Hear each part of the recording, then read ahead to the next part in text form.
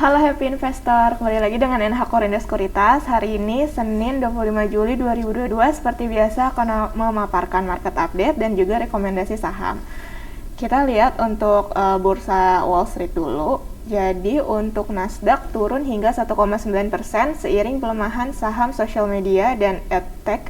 Adapun kenaikan saham penerbit kartu American Express menyusul perkiraan yang optimistis mengimbangi tekanan Wall Street. Dow Jones dan S&P 500 masing-masing ditutup melemah 0,4% dan 0,9%. Akhir pekan, investor juga fokus pada FOMC meeting dan rilis data GDP AS kuartal 2 2022 minggu ini. The Fed diproyeksikan menaikkan Fed Fund Rate hanya 75 bps menjadi 2,25% hingga 2,50% seiring proyeksi inflasi yang mulai terkendali.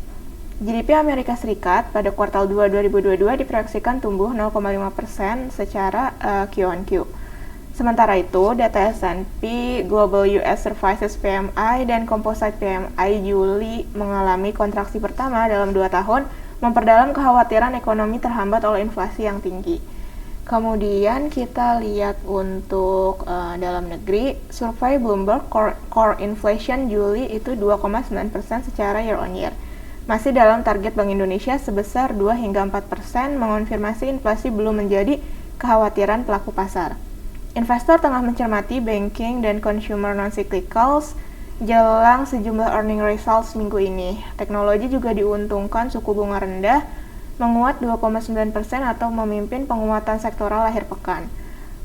Kami sendiri memproyeksikan IHSG bergerak upward dengan kisaran 6.700 hingga 6.900. Di sisi lain, BI 7 Days Reverse Repo Rate yang tetap rendah di 3,50% berpotensi membuat depresiasi rupiah. Sementara itu, sektor healthcare turun 0,4% seiring subsektor farmasi berbasis impor atau menggunakan bahan baku yang didominasi oleh impor.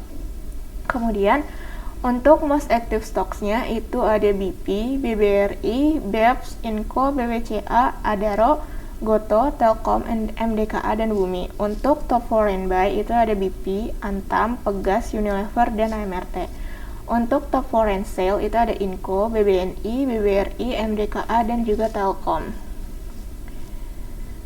Kemudian kita lanjut untuk company news. Yang pertama itu ada dari PT Indosemen Tunggal Prakarsa Tbk atau NTP yang membukukan volume penjualan semen sebesar 7,4 juta ton sepanjang semester 1 2022 atau turun 3% year on year.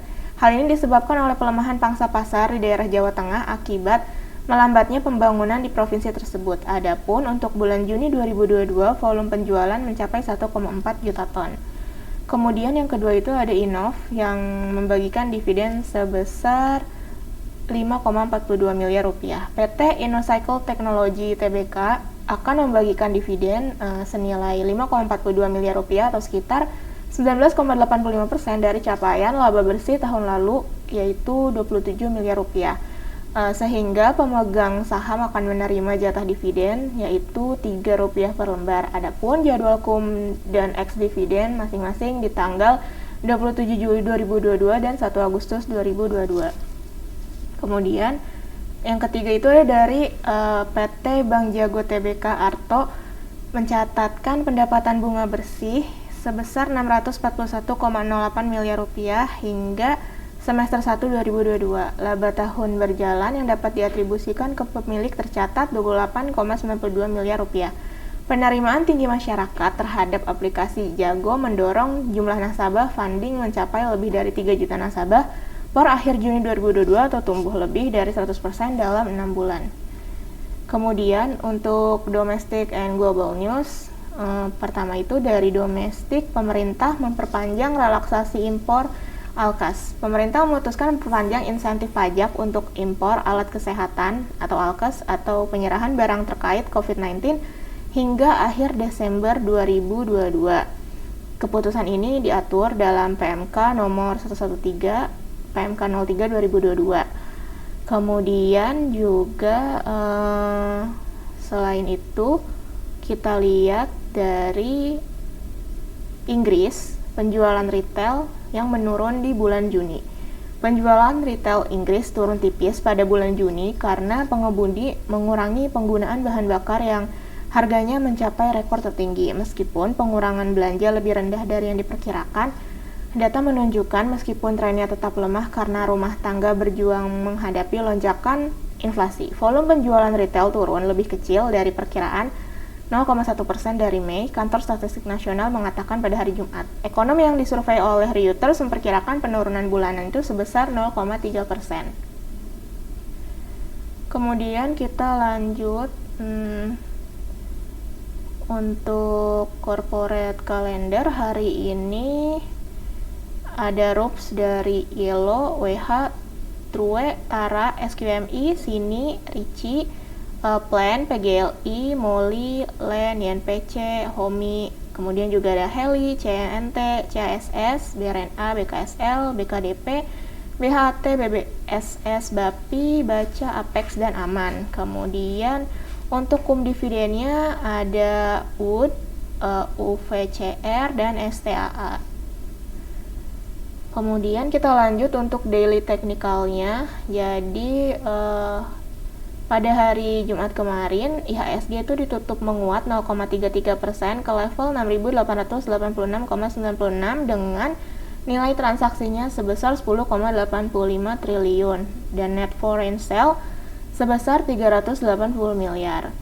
Adapun prediksi kami hari ini yaitu upward di kisaran 6.700 hingga 6.900. Indikasinya candle ditutup menguat, indikatornya masih di histogram positif, volume meningkat. Untuk rekomendasi saham yang pertama itu ada HMSP, di mana hari ini kami merekomendasikan buy dengan target price di level 990 dan stop loss di level 960. Adapun indikasinya candle ditutup melemah, MACD histogram berada di area positif dan volume meningkat. Kemudian ada Pegas, PT Perusahaan Gas Negara Tbk. Hari ini kami merekomendasikan buy target price di level 1640, stop loss di level 1560. Adapun indikasinya yaitu candle ditutup menguat, MACD histogram berada di area positif, indikator MACD golden cross, terus juga volume lebih rendah. Oke, sekian mengenai paparan market update kali ini. Terima kasih.